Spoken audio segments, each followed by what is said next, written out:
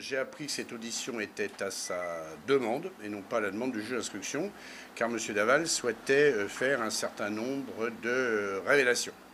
Et puis le dossier s'est également accéléré puisque mes 4 clients partie civile, le père et la mère de la victime, Alexia, sa sœur et son beau-frère, ont été cette fois-ci entendus hier par le juge d'instruction en ma présence en leur qualité de partie civile victime. Que les choses soient tout à fait claires et pas dans le cadre d'une autre qualification juridique. Victime, partie civile.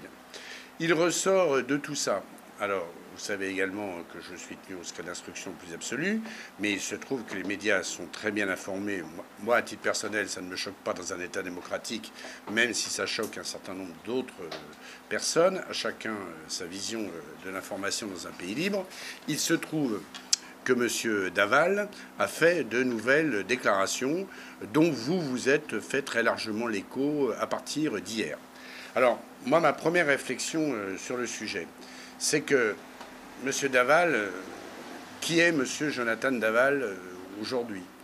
On a eu d'abord M. Daval qui s'est montré très inquiet pour son épouse, dont il n'avait soi-disant pas de nouvelles. Un samedi, un dimanche, un lundi. Après, toute la France a vu un Jonathan Daval effondré, en larmes, grimaçant, méconnaissable, écrasé par le poids de la douleur du meurtre de sa femme.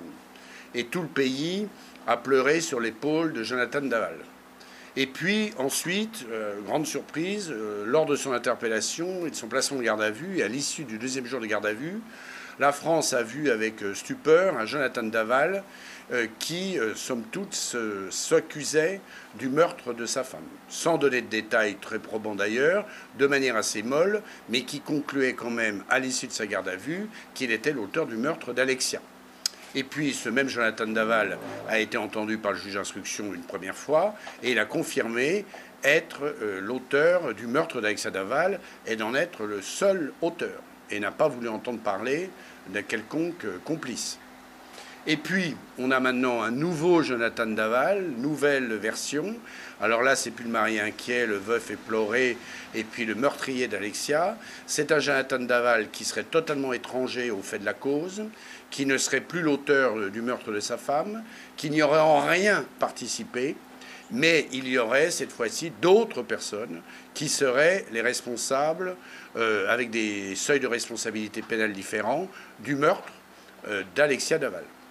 Alors, moi, la conclusion sur cette première réflexion, c'est que la crédibilité de Jonathan Daval est pour le moins sujette à caution, parce qu'il a enfilé plusieurs costumes et plusieurs rôles en moins de 7 mois, en moins de 8 mois, et aujourd'hui, où est la vérité dans ce qu'il dit? Je n'en sais rien.